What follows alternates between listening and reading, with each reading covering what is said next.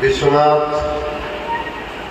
विश्वेश्वर और माँ गंगा के, माँ अन्नपूर्णा के चरणों में बैठकर योग करने का अपना एक अलग ही आनंद है। आप सभी जो आज इस अवसर पे इस आनंद का लाभ ले रहे हैं, आप सभी को माननीय प्रधानमंत्री जी की ओर से, माननीय मुख्यमंत्री जी की ओर से और अपनी तरफ से मैं आप सबको बहुत बहुत बधाई देता हूँ, बहुत बहुत धन्यवाद देता हूँ। 10वां अंतर्राष्ट्रीय योग दिवस ये जो हो रहा है, माननीय प्रधानमंत्री जी की देन है, प्रेरणा है कि उन्होंने योग की इस विधा को पूरी दुनिया को बताया।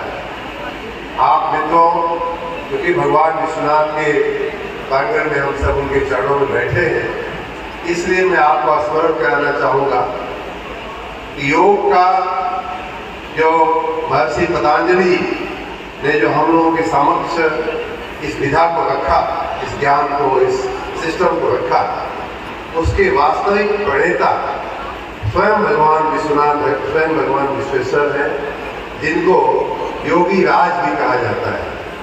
और जो अष्टांग योग की परिकल्पना और उसका जो ज्ञान हम लोगों को महर्षि पतंजलि ने दिया, वो मेरी जानकारी के हिसाब से, मैंने जहाँ तक शास्त्रों का अध्ययन किया है, उसका सबसे पहले योगी राज भगवान विश्वनाथ, भगवान शंकर ने माता पार्वती जी को ये अष्टांग योग की विधा और ज्ञान जो है दिया था, और वहाँ से फिर पूरे विश्व को, पूरी सचराचर जगत को ये ज्ञान मिला है।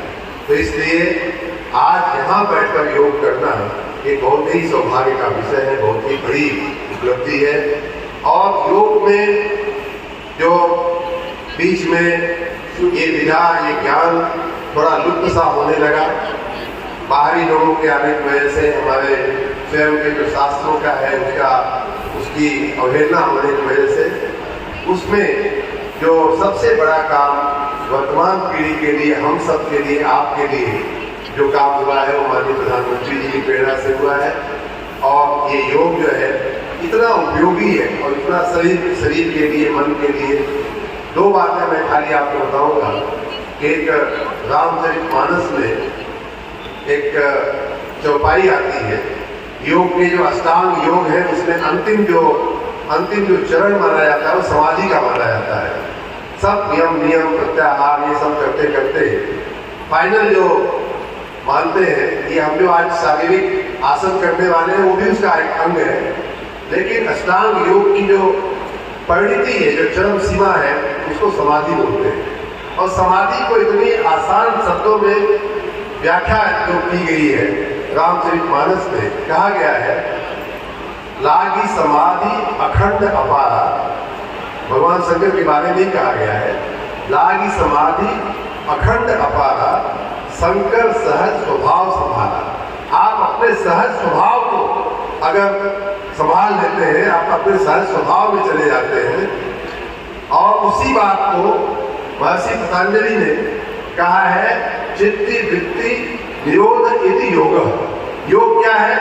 तो चित्त की जो वृत्तियां होती है, जो उतार चढ़ाव, बुरा, अच्छा, निगेटिव, पॉजिटिव, जो हमारे आपके मन में जो विचार आते हैं, उसको अगर हम समभाव कर लें, समता पे ला दें, तो वही समाधि होती है, वही शंकर सहज स्वभाव संभाला, यही उसकी व्याख्या है। तो इसलिए बहुत आसान है।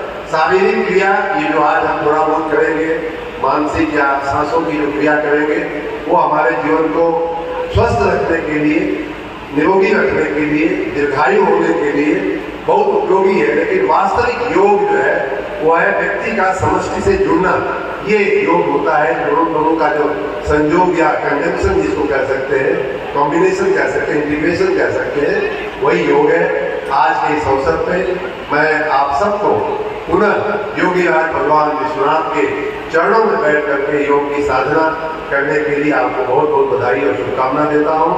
माननीय मुख्यमंत्री जी की ओर से, माननीय प्रधानमंत्री जी की ओर से, जो आपके यहाँ के सांसद हैं, यशस्वी सांसद हैं, माँ गंगा का आशीर्वाद जिनके ऊपर है, भगवान विश्वनाथ का आशीर्वाद जिनके ऊपर है, उनकी ओर से माँ गंगा ने आप सबको ये अवसर दिया है कि उनके पावन सानिध्य में बैठ करके हमको हम सभी निकट पा रहे हैं।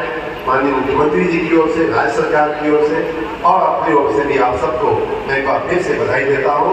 इस अंतर्राष्ट्रीय योग दिवस पे हम खुद स्वयं करें, निरोगी रहे, स्वस्थ रहे और अपने परिवार में अपने परिजनों को, अपने आस पास के लोगों को भी इस विधा की जानकारी दें, उनको भी प्रेरित करें। इसी निवेदन के साथ मैं अपनी बात पूरी करता हूँ। आप सबको बहुत बहुत धन्यवाद। बहुत ही तो निश्चित रूप से हम सभी में वो चीज दिखना चाहिए। योग का नियम भी है संगच्छध्वं संवदध्वं संभो मनांसि जानताम् देवाभागम् यथा पूर्वे संजानानामुपासते।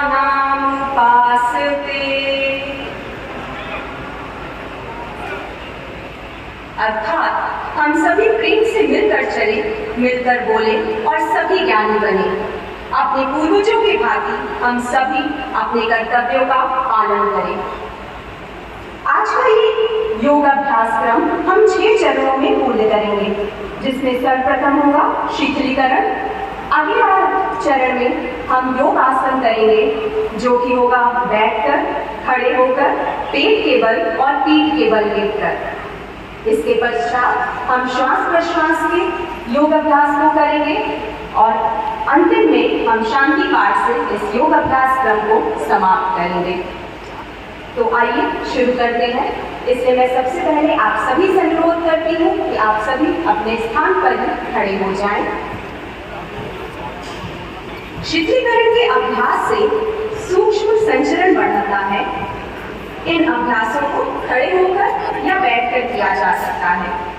तो सर्वप्रथम शीतलीकरण में हम क्रिया संचालन करेंगे, जिसके 4 चरण होंगे।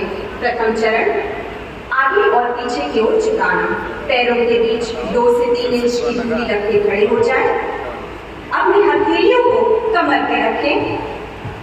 श्वास को बाहर निकालते हुए सिर को धीरे धीरे आगे की ओर झुकाएं और ठुड्डी को वक्ष पर स्पर्श कराने की कोशिश करें। श्वास को अंदर लेते हुए सिर को जितना पीछे हो सके लेकर जाएं और फिर से उसे वापस लेकर आएं